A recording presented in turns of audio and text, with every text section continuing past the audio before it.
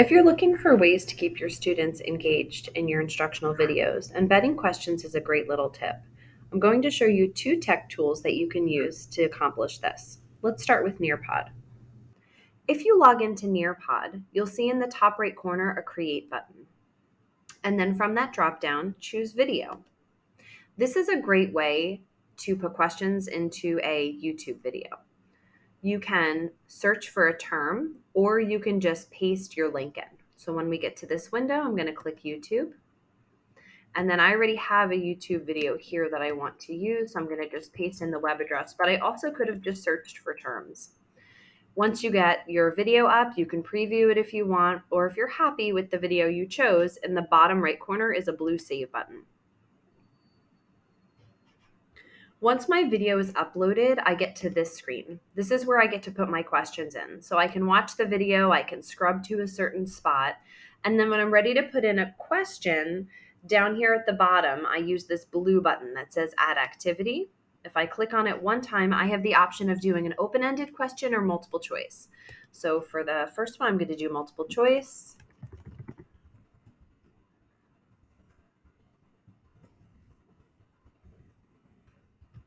And then you need to be able to have a correct answer. So whichever one is correct, you just click the little check mark in front of it, and then you click Save, the bottom right corner. Then I can scrub through and put in as many other questions as I want. I could also put in an open-ended one. When I'm finished, I'm going to click the blue Save button in the bottom right corner again. Now that I'm complete, I'm ready to share out the link with my students so they can get working. I'm going to hover over the tile of the video that I just created, and then I'm going to choose Student Paced. This allows the kids to work at their own pace. Now, when I select this, I already have 2 different student paced sessions going already. So if you teach the same class multiple times, you may want to do this to keep your periods separate. If you teach this just one and done, then you'll just use this blue button up here and you won't have anything listed under here. So I am going to use the blue button because I want to launch a new student paced session, which means a new link that I'm going to give to just one period of students here. And then you can see I can copy the link, I can put it into Google Classroom, and this link I can change the active date if I want, but I don't need to worry about that. Now, for reporting, if I want to see how the students are doing, I'll again come to this Nearpod dashboard, hover over the video tile, and then there are 3 dots in the top right corner of the tile. And I'll go down to reports. Now, this will give me a list of all the different sessions I have running of this video, so like all the different periods I've assigned it to. So here's my video. I click it once. I have 2 different sessions or 2 different periods that I've assigned it to, and it keeps them separate. So I'm going to look at this one right here. I will just click where it says Students 1, and then I can take a look at how the students have done. It doesn't give you a lot of information other than just whether they got it correct or incorrect, and if it was an open-ended question, it would give you their response. Now let's look at the other way that we can embed questions into video, which is screencastify. Using screencastify to embed questions is great for all of those videos that you have in your My Recordings library that you've probably created from last year when you were doing a lot of instruction via video. So the first thing you'll do is you go to the My Recordings library, which if you're not familiar with it, you would go up here to the screencastify link, and then you would look for a play button up here. You won't see it on mine because I'm actually using screencastify to make this recording.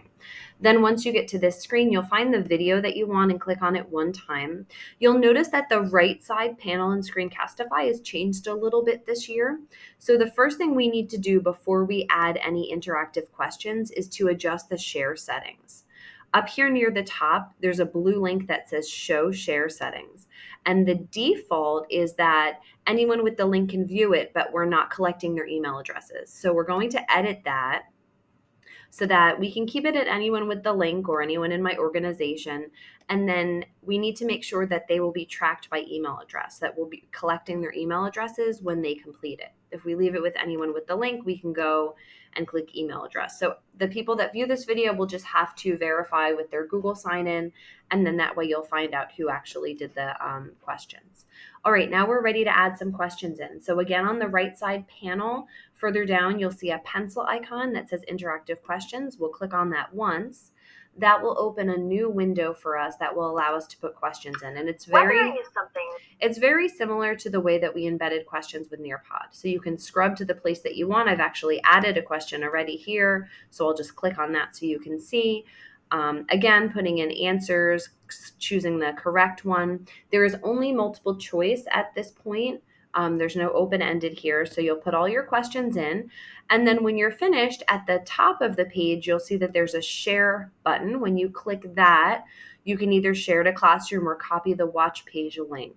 And then if you're ready to see who has watched your video and how they've done, there's the responses tab. Currently, it just shows it all as one, so all the kids together. So there's just one watch link that everybody watches, and they're all listed here.